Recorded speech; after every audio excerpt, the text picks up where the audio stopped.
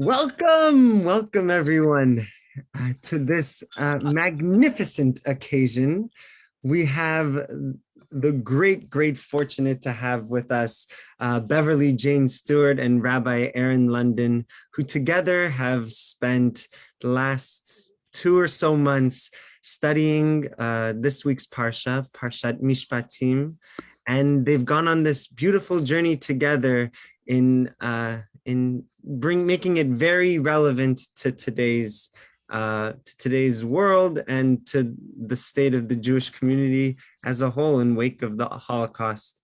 Beverley Jane Stewart was born in London and was trained with a fine arts degree at the London University, specializing in oil painting. Later, she was trained as a teacher at Morley College. Her works in recent years deal with Jewish heritage, acknowledging diversity and inclusivity in a multicultural society. Rabbi Eryn London is a graduate of Maharat and is also a Jofa UK scholar in residence, a volunteer chaplain at North London Hospice. And today we have them in the evening. They're both bringing us a UK connection. Without further ado, Rabbi Eryn, would you please frame the Parsha for us? Sure, thanks so much. Hello, everyone. Excited to learn with you guys tonight and to be here. So this week's Parsha is Parshat Mishpatim, and like the name, it's a parsha of a lot of laws. In the most succinct way of talking about the parsha, it's a bunch of laws. But it's unlike last week in Parshat Yitro, where we get the 10 Commandments. These laws are a lot of how are we interacting with other people. So if one were to have slaves, then this is how one should be treating their slaves. If one owns land, what happens if someone gets hurt on their land? If someone borrows something from someone else, what's your responsibility? And so going through a bunch of those laws, and that is the Parsha in short and framing, which has been interesting to be learning and trying to bridge together in an art way. Beverley Jane and I have been speaking about that of, how do we create art on such a technical parsha, which has been a fun adventure, and I look forward to discussing it more. On to the next. So, as promised, we have a video to frame and to give us a little insight into,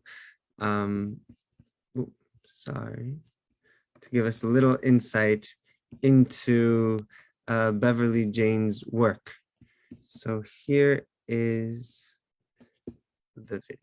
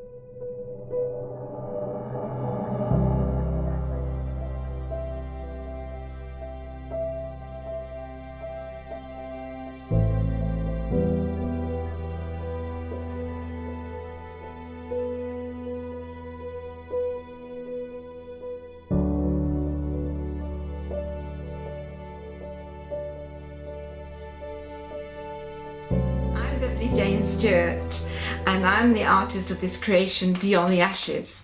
The thought started about spiritual survival over the physical and linking it with the Holocaust, where everything was destroyed To begin with, the Jews were very pleased to be part of their host country, felt that they were connected. And then the new laws came in that demonized them, and they were destroyed. And this is about, from that destruction, a positivity came, and Israel was developed, and a new life, and a new future. And this is why I've linked in with the process of this printing. Now here, I've got a lovely shiny plate, lovely and clean, no marks on it, and that's like the perfect world. And then that world becomes demonized and becomes scratched. And I've done that with this plate. I've actually corroded the lines, but from these lines have come a new world, a new strength, a new image. And that's what my work's about. Beyond the ashes is about new life under the debris. So you have a metal plate which is waxed, and on that wax you draw your line, and you make your line on your plate. See there.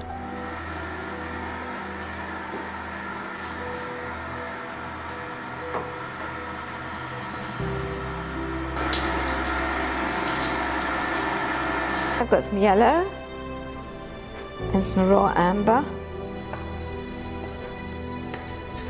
Mix it together.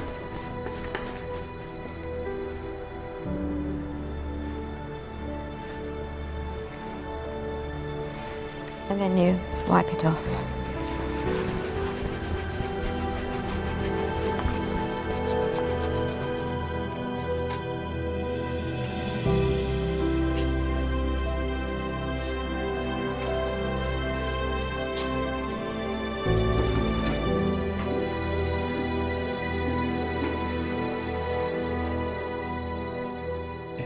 So in the final piece of work, I put a bit of gold leaf on to show the fading glory. The figure would be a little bit embossed, so he stands out a bit. So it's just a little bit of touching up at the very end when the print is absolutely dry. This is a very interesting composition, but rather than taking it from one angle, I play with the perspective. So we've got lots of different synagogues emerge in the picture, and amongst the debris and the foliage of the plants are the human beings that are also falling, and also you've got a couple of cemeteries intertwined with the foliage. This is about when people are falling, they're disconnecting, they're not sure where they're going, and yet we know that from this debris, from this terrible situation, a new growth formed. And this is about looking in the past and bringing it into today. That in the past we were falling, but today we hold our heads up high, and it's about a hopeful future.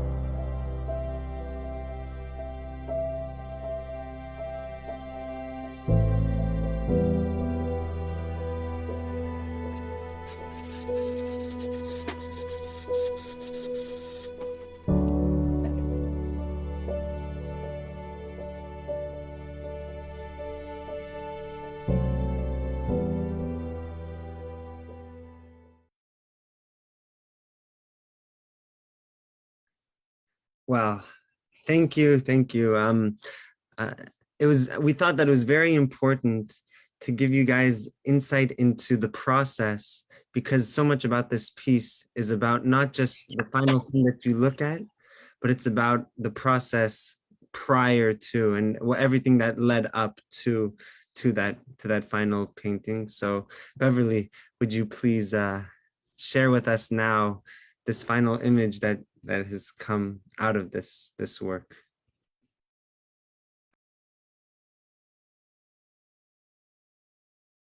You're on mute. Can everybody see the image? Because I haven't got the image shown on my screen. Ah, great. Thank you very much. Right. Why I showed the film was because the main part of this picture has been done with as an etching.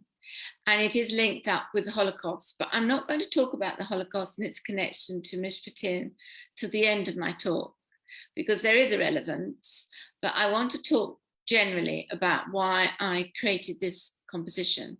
The middle part was also a part of an exhibition in the Museum of Yad Lidbanim in Rishon Zion, called Beyond the Ashes.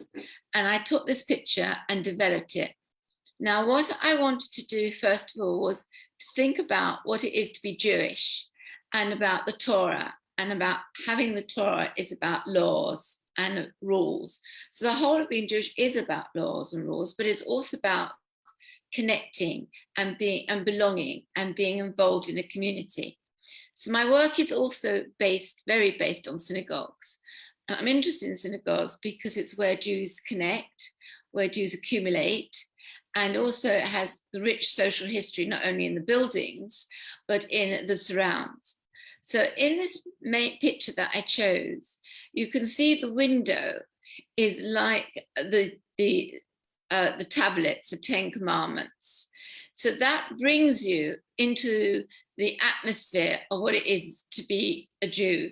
You're coming from the dark outside, and this was actually a dilapidated synagogue that had not been ruined in the Holocaust, but because of the diminishing community that had left, there was no more use for this synagogue. So I took this synagogue, which I'd seen in Romania on a group of work that I've done out there. And inside comes the light, comes the service that I imagined once lived in this space. And the idea that the window is shaped like the tablets, like God giving us laws, giving us rules, and also the involvement of prayer and of man connecting with God. So on the one side, you see man in prayer underneath the Magen David, and on the other side, the Magen David, you see the En Kodesh, where the Torahs are encased. So it's a combination of what it is to be Jewish and celebrating Jewish laws that I wanted to give this story. And in this whole presentation, I've tried to make less mean more. And what do I mean by that? So if you open the whole picture up, can we see the whole picture? Excellent. So from this theme of starting the beautiful image of being a Jew and connecting, and the light coming from within the synagogue, and highlighting this light from the darkness, I then drew around it. Now the figures at the bottom are chained figures. Now in the original story of Mishpatim, the chained slaves I've used it as a symbol.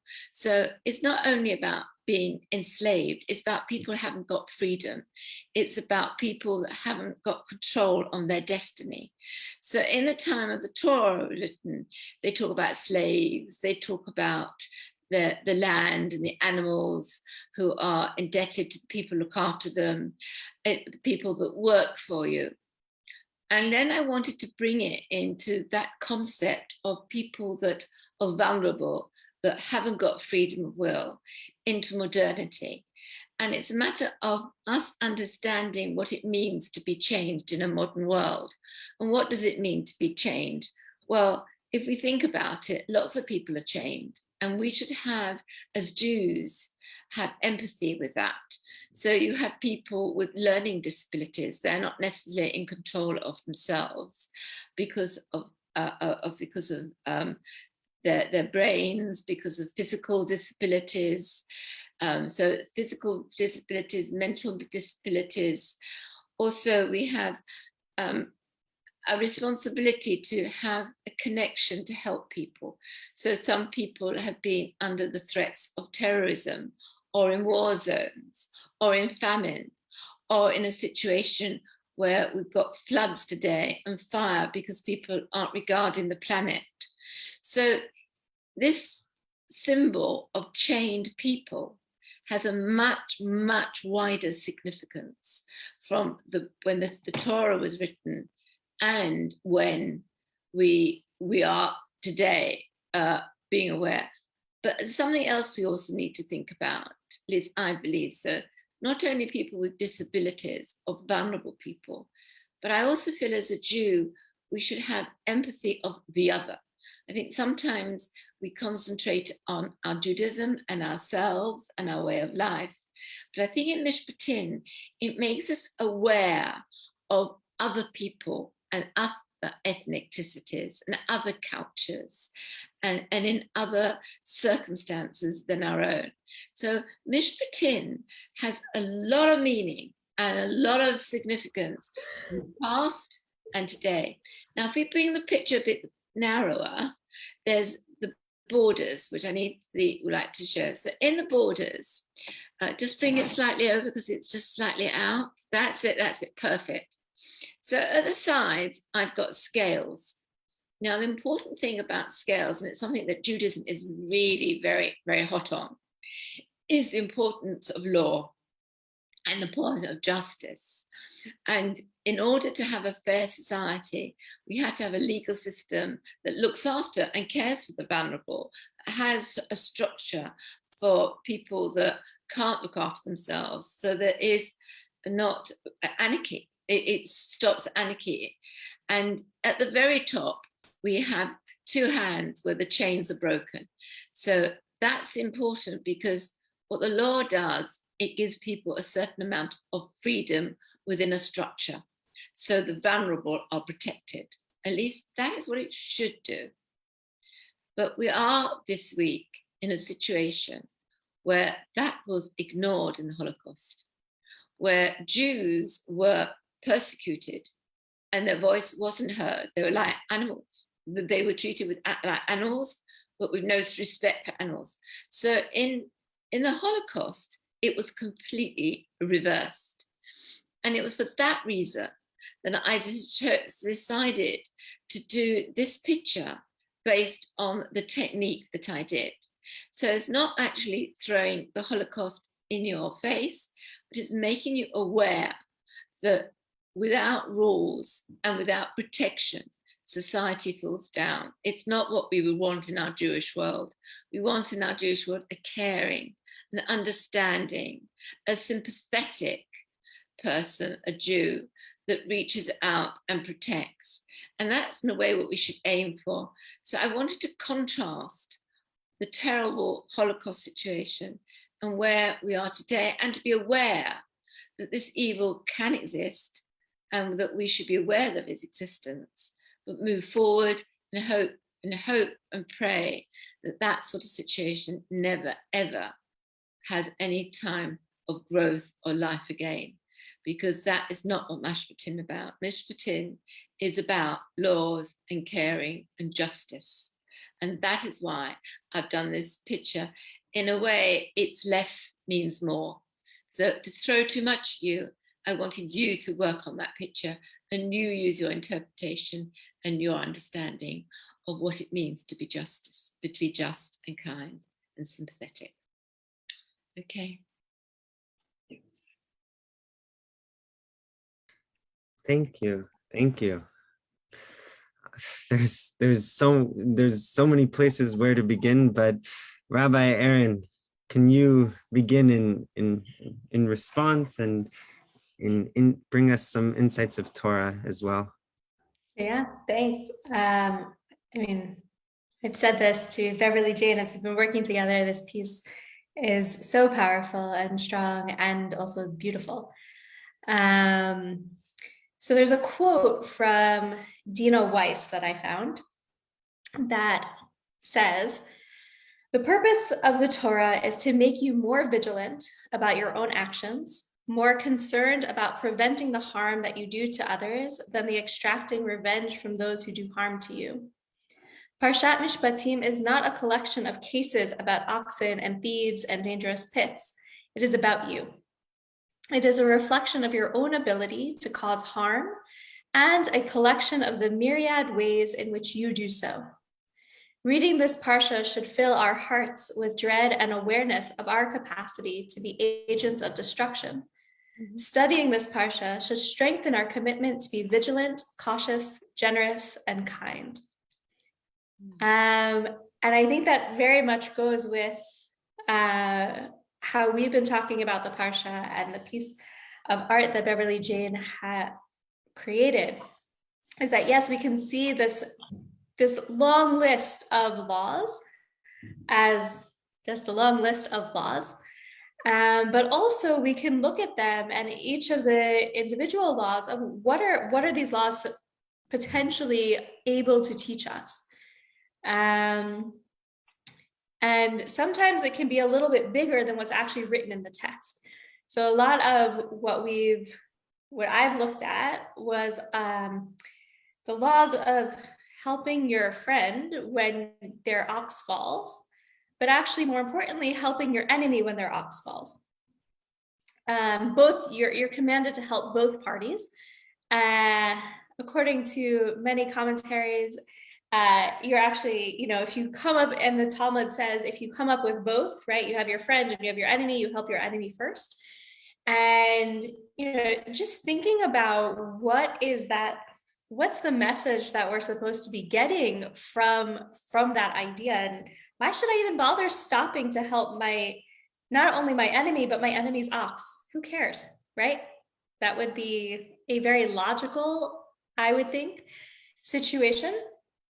But rather we're commanded to do the opposite of that. And I think that, what we can see from there is potentially the necessity to look out for those who are unable to speak for themselves, to be paying attention to those around us, whether that's in our community, in our country, in the world in general, who don't have a voice or whose voices are being minimized, right? Either one. And we need to call out for them. And even sometimes we need to do that for our enemies. It doesn't say that we need to become friends with our enemies. Rabbi Sachs talks about this, right? We don't need to not be enemies with our enemy. That's not what this is telling us, but it's telling us that we still have an obligation to stop and help. And which I think teaches us a little bit more about humanity, that there is something that's connecting us that is greater than whatever is causing us to be enemies, whether that's politics or a fight or what have you. And something else that I was just thinking about as Beverley Jane was speaking, I was thinking about this very, very long list of laws, which in some ways is how can humans be connecting with God? But then also, how do humans connect with other humans? What's our responsibility towards other people? And not only responsibility, but why should we even care about this? And how does or can Jewish law actually help encourage people to connect with other people, right? I think a lot of times law in general and then Jewish law is seen as this boundary that kind of separates people from different people. But when we're looking at these laws in Mishpatim, a lot of them are actually, how do we interact with one another more than we do? And how do we pay attention to one another more than we do? A few years ago, I was delving into one of the areas in Parshat Mishpatim about all these rules about who falls into a pit and what to do with them. And again, I think that's also looking out for, our responsibility for not only our own property, but for our neighbors and the people who are around us, and making us recognize that all of our actions actually do have a significant effect on the people around us, and in today's day and age, the people even further out around us. And so what can we be doing to, as Dina Weiss says, to be more vigilant, cautious, generous, and kind in the world?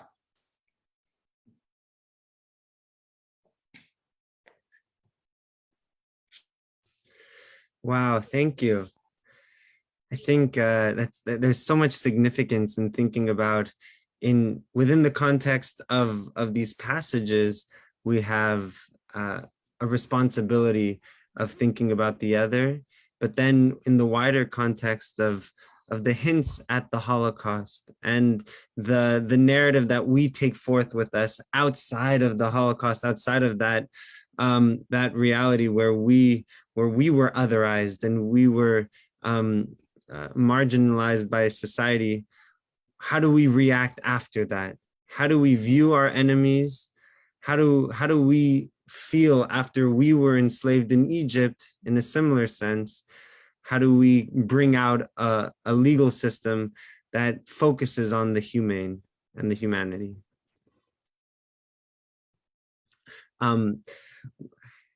You guys have gone on this wonderful journey together. And I think at this point, it would be very interesting to hear from both of you the creative process that sprouted forth with one another and how those sessions went. Pull back the curtain a little bit for us. I found that when I first joined with Rabbi London, she made me think more about Mishpatim in a modern concept. So when I was originally reading it out, I was getting quite baffled with all these laws and rules, and especially that we don't have servants today. And, you know, some of the intricate patterns are something that we experience today.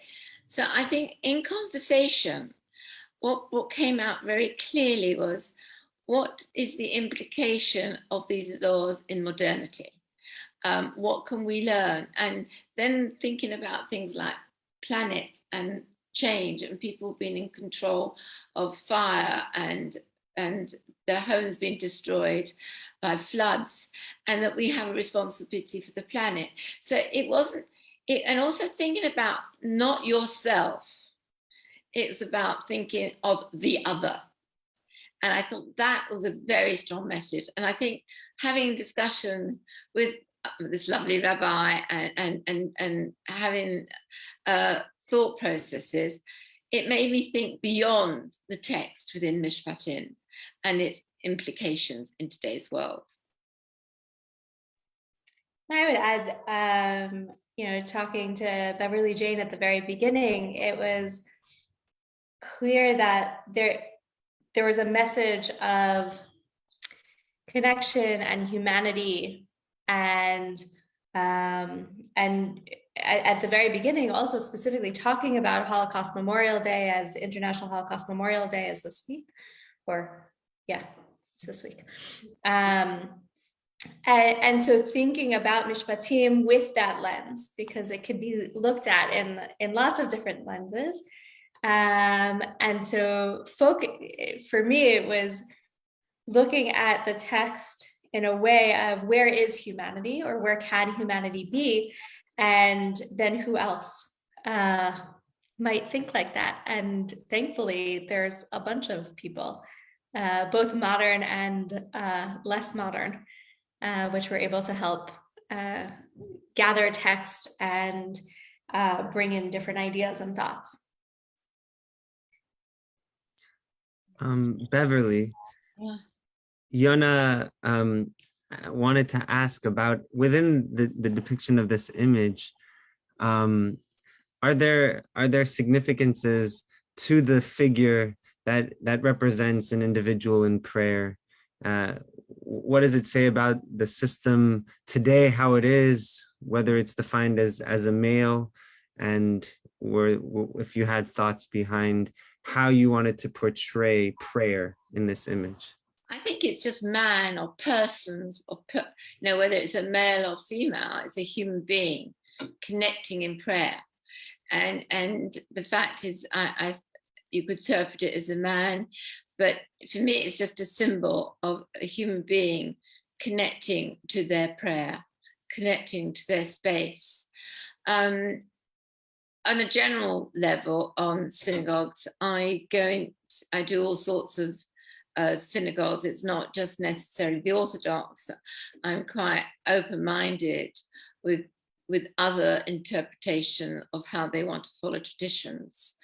I think for me, the important thing is if you want to connect, you want to belong. And if people want to belong to be Jewish and it matters to them, then that's to me the most important thing. And here it's just a human being and it's man with God. So God is in the Torah, is in the laws given by God through the Torah.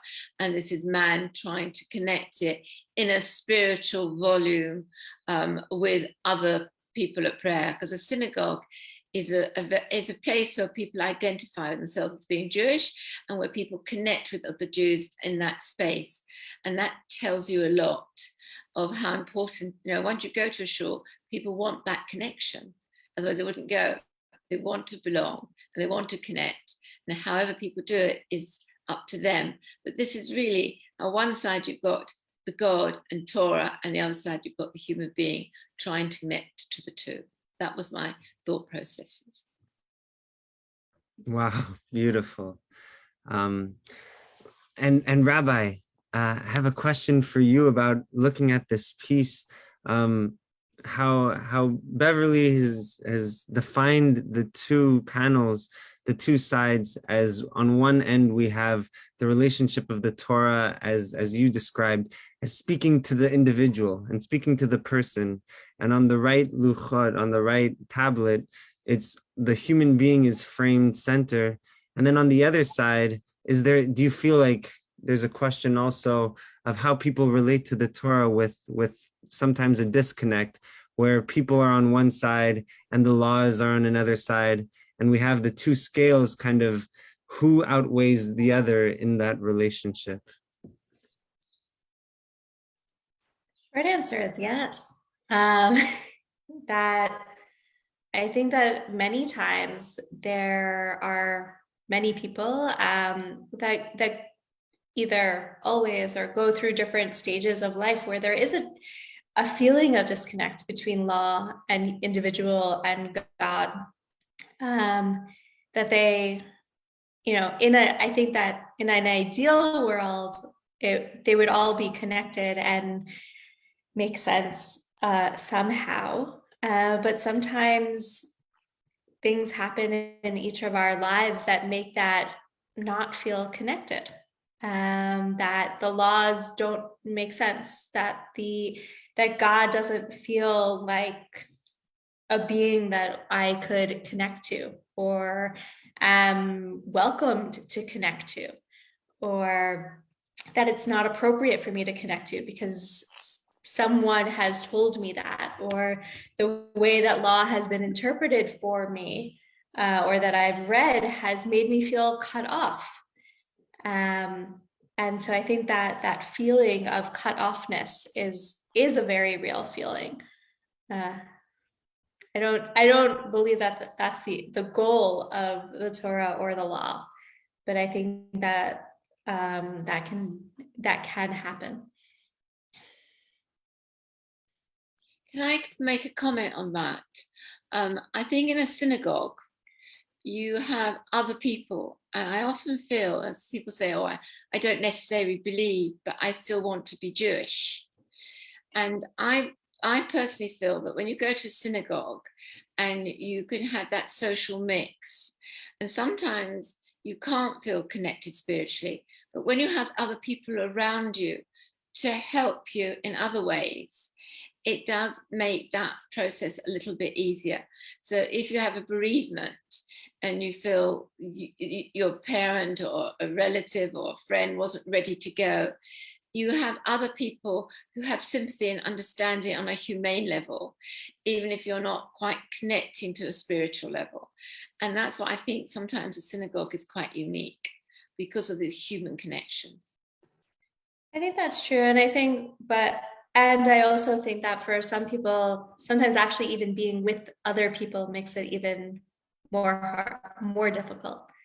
And it shows off that disconnect even more so. That shouldn't be the goal. That shouldn't be what our synagogues are doing. I firmly believe that our synagogues and community centers should be doing exactly the opposite. We should all be living in a synagogue like you described, Beverley Jane, where it is about humanity, and we're recognizing humanity. But unfortunately, I know from conversations and sometimes even personal experience of feeling that disconnect, and sometimes that disconnect is actually because of the other people that are with me, or with other people. And so what can we do in order to make that not happen? Would be a really awesome goal. Absolutely. Yeah. I believe everybody matters. Then I'm an idealist. Everybody has something to offer and they matter, and I believe in being inclusive. And I do think it's a goal to aim for, because I think of ourselves as being one family. We've all been through a history, and I just think humans, especially Jewish humans, should connect with other Jewish humans and have empathy. And it's sad when that doesn't happen. And it's something that should be, hopefully one day, be corrected. It's such a beautiful image. And what's so subtle about it also is the cracks of the windows kind of speak to the mourning and the destruction, the dilapidation over time that has occurred, and yet they're intact and they stay whole. And the tablets themselves carry that dichotomy in the Torah. I'm curious if Rabbi, you have any thoughts about the brokenness of the luchot, and kind of how there are teachings or conversations about those broken luchot to give us some guidance in thinking about the brokenness of our world. I love the idea that's brought in the Talmud and lots of other places, that the Jewish people, the children of Israel, were carrying around the broken luchot along with the full luchot at the same time. And the importance of having that brokenness with them. And I've thought about it a lot of, what is the brokenness that we're carrying? Is it to remember that there was a time of brokenness and then we were able to become whole again? Is it to remember that, the tablets got broken because of this really big, devastating event, and to remind us to try not to do that again? Is it also to remind us that we have the ability to change and to grow? And also to remember that the brokenness is also part of ourselves and our history, that we are not going to be, we are, as much as we might want to get rid of some of the brokenness that we have faced, we wouldn't be who we are if we didn't have that at this very moment in time. And so that too is part of us and part of each of our personal histories and each of our personal beings. And we might not always share that. We might not always show it. No one might ever see that bit. But it is there in our own personal arc that we're each carrying around with us.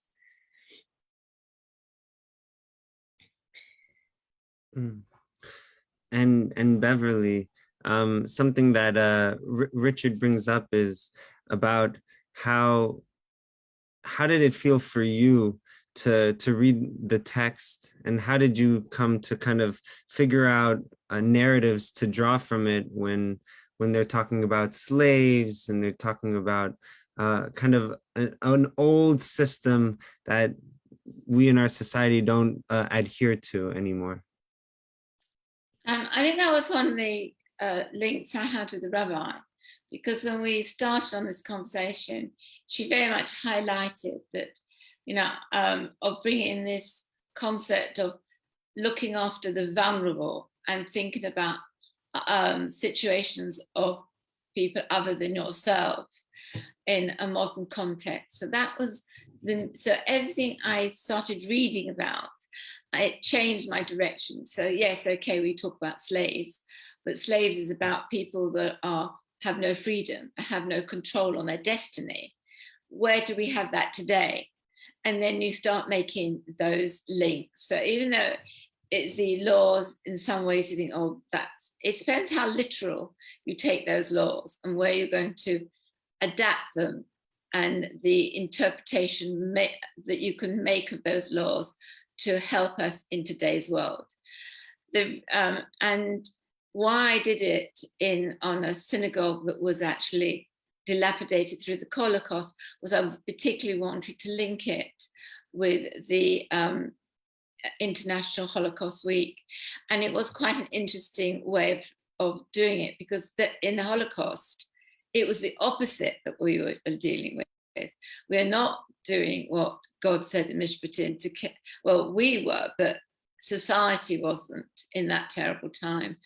The Jews were being demonized. They were treated like animals, but animals with no self-rights.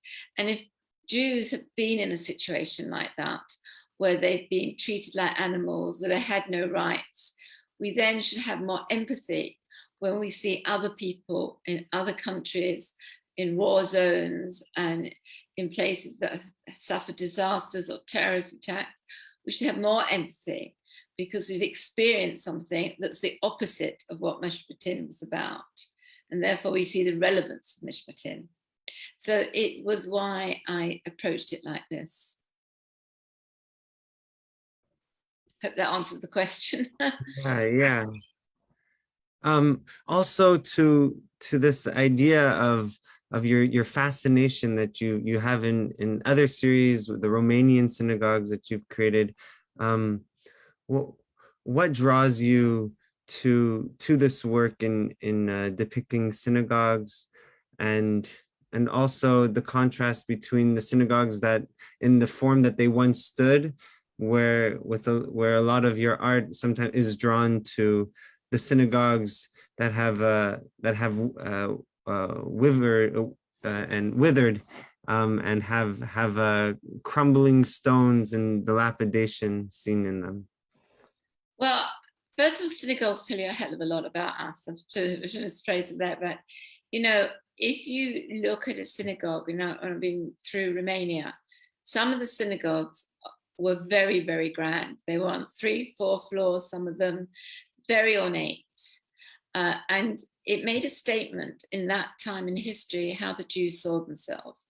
So the actual architecture, whether they felt that the Jews felt they were affluent and they want to show off their affluence, or whether they were making a statement, we're here to stay forever, we're part of society.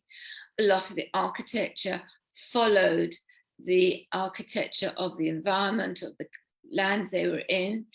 And some synagogues were very, very modest, and people want to be completely lost within the community and much more humble. So wherever a synagogue is, the architecture itself tells us something, whether the congregants are connected to that community or they're still quite distant and they want to be quite humble. So I was very interested in synagogue as a social aspect. It wasn't necessarily about the Torah and the studying, but how Jews connected. Why did they want to belong in a synagogue? Why did they choose that area? And what my work is about is I'm trying to see or make people think about how Jews have contributed to the host country, how proud they would be to be part of the host country before the Holocaust, and to remember the good things about the Jews.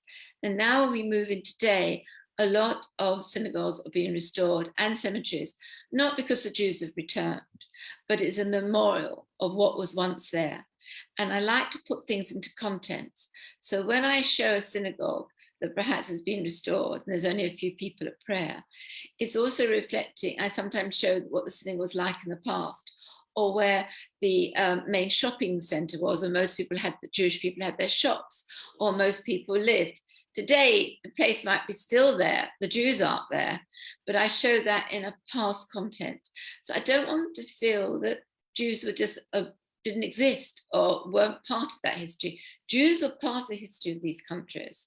And I want people to remember that and think of how that is reflected in today's world. So it's about the reality that's going on in the modern world, side by side of the memories that the Jews have left.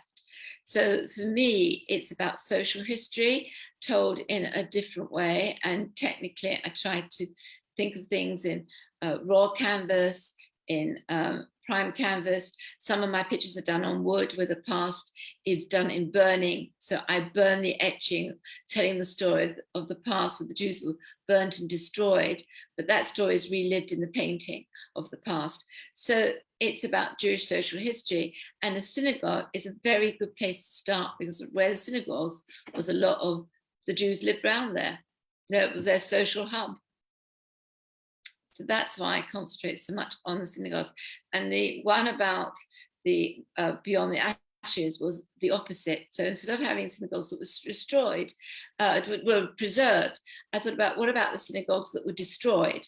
And yet, though they were destroyed or they were dilapidated and just left, the Jews haven't dilapidated. Judaism as a spirit has still continued. It's continued perhaps in another form. People have gone to Israel.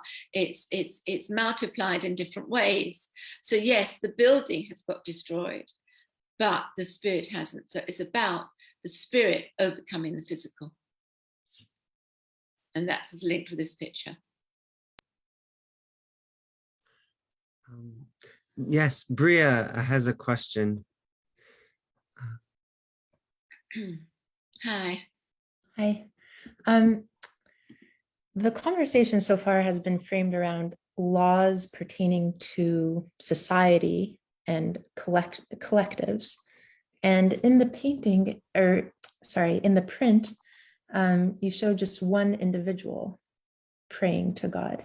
So I'm wondering if you can articulate the connection of our individual lives of prayer, God, and then what does that have to do with our responsibility to the rest of society? You could have chosen to depict a whole community praying, but you chose just one person. I think I wanted to keep it quite simple. And what was attracted to me was the window, that it was shaped in the tablet and the light coming through the cracks. So some of that was imagination. I could have done it as a community and lots of people praying, but I wanted to keep it quite simple. I wanted to concentrate on just that moment in time with the human being and the Torah, rather than as a group. I could have done as a group, but I chose within that context not to. I isolated it. And also it was about how we as individuals, taking that not as a group, but how we individuals own a responsibility of being kind and having empathy, and being sympathetic. It's about taking responsibility ourselves as individuals rather than as a group. So that's how I concentrated on that sort of angle. And Kate asks about the idea that though these topics have existed and have permeated in today's world, a lot of what we see in the brokenness of our Jewish community is the political divisiveness that keeps us seeing our fellow Jew as an enemy. And how do we bring back a sense of cohesion within that synagogue structure? How do we create those conversations, Rabbi, to allow us to take and garner the messages of Mishpatim? Wow. Sorry.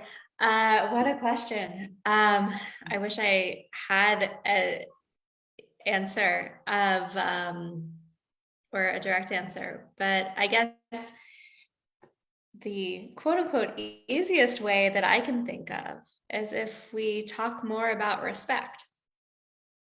if we talk more about shared humanity, if we talk more about and learn more about how to listen to another person, and especially people that we might not agree with, right? I think that we don't need to agree with everything that every person says, but there's a way to disagree. There's a way to talk that can still show humanity and respect and dignity towards other people.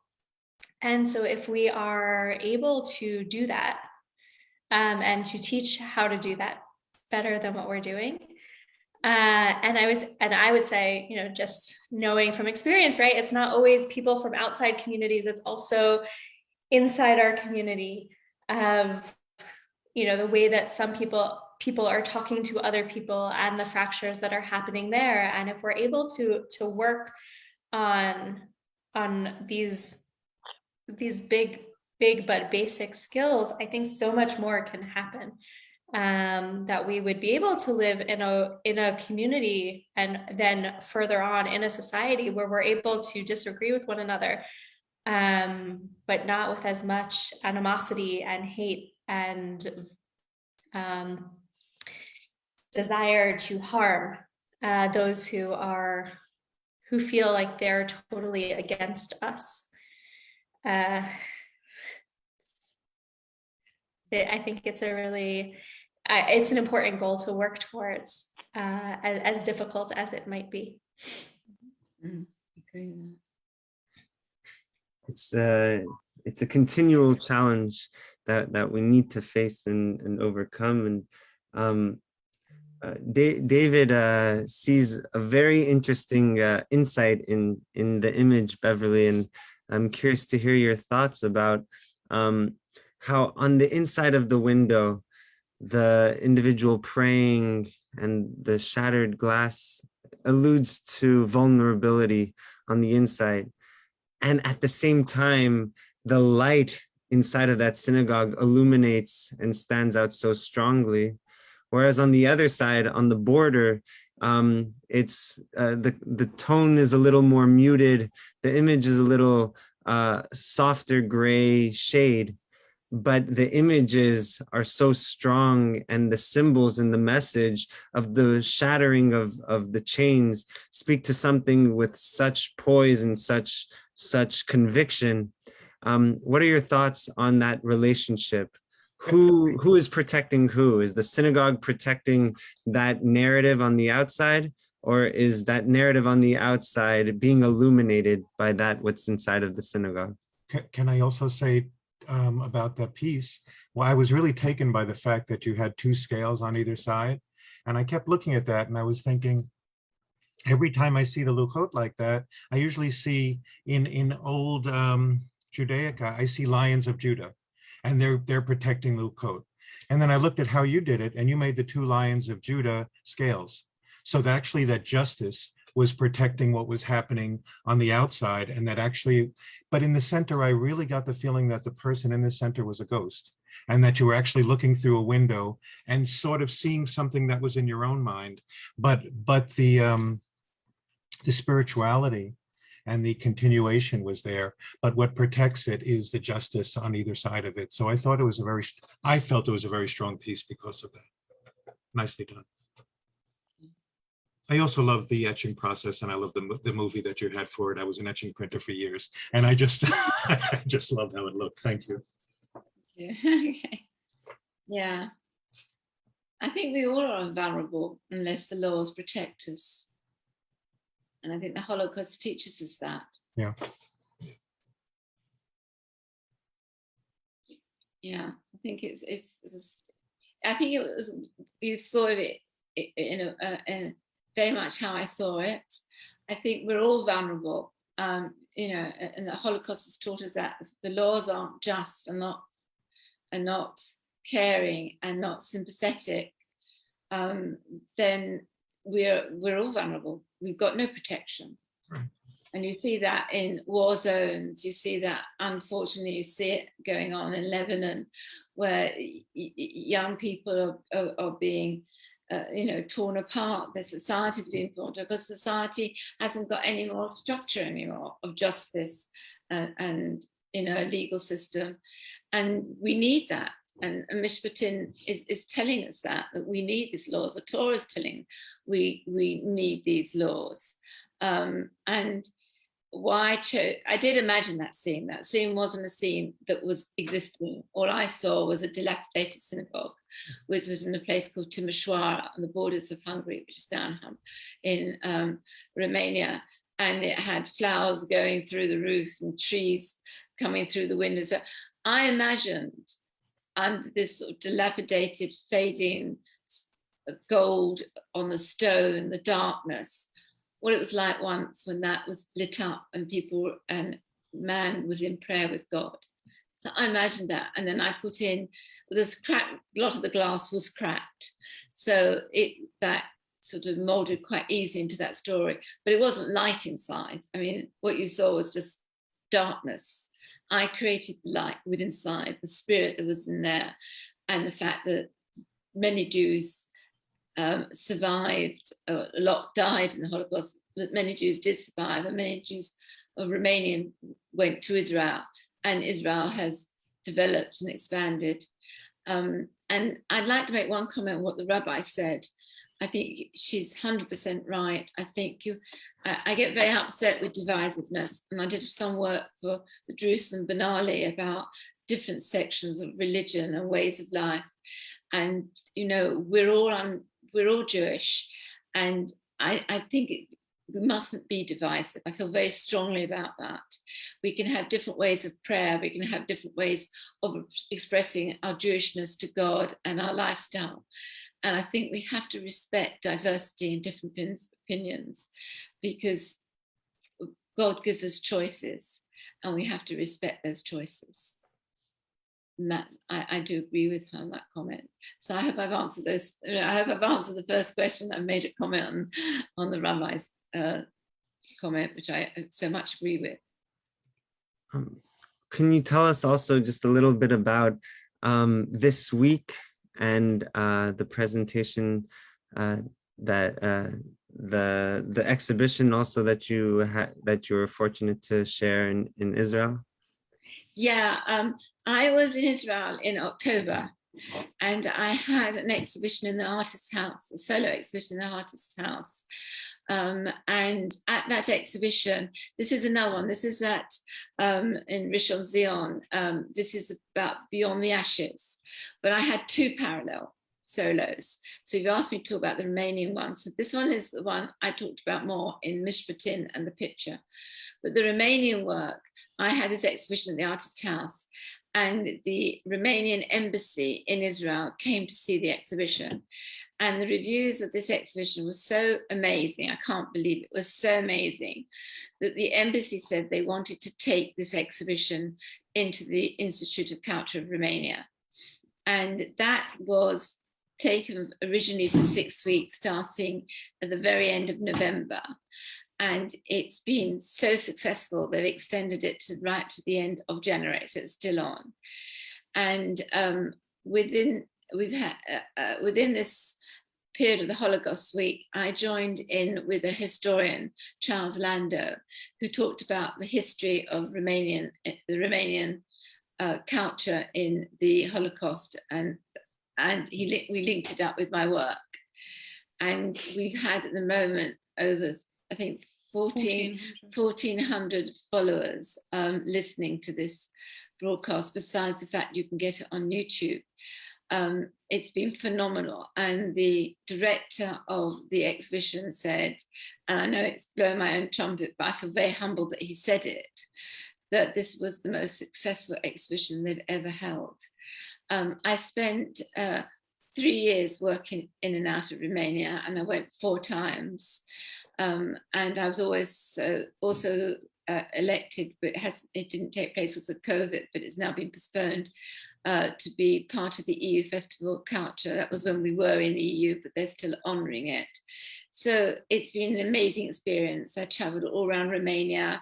I spoke to the Jewish community. I went to Jewish services. I was invited into people's homes. I spoke to rabbis. It was an amazing story. And I put that into this exhibition. And then the second part was about the Romanian synagogues that were destroyed. And then that took off. So I involved other synagogues other than Romania beyond the ashes. So started with Romanian synagogues. Then I explored other countries like Germany and that. And in fact, this exhibition is, I'm working on other work now in more recent things like Lebanon and Syria, where Sephardi synagogues have and communities have been destroyed. Though it's not a Holocaust in the same way, but it is a distraction of a community that I've been doing. That's what I'm doing at this very moment.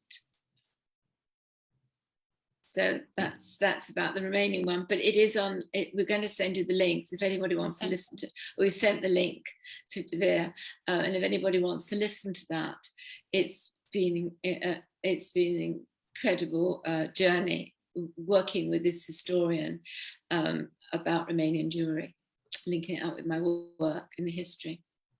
Wow. Thank you both for sharing this afternoon for us on this side of the pond, evening for you guys across the Atlantic. Thank you really for presenting and for the enriching study that you both undertook. It was really full stop, a brilliant performance and presentation for us to really dive into these very important conversations. Thank you both. This has been such a lovely afternoon articulation, and it was very well articulated. Everyone, I hope you all have a beautiful evening. Thank you, Rabbi Eryn London and Beverley Jane Stewart. Thank you, Dear, for inviting us on to the Jewish Salon. So, thank you. Thank you. Have a wonderful rest of the day, everyone. Yeah. Okay, all the best. Thank you.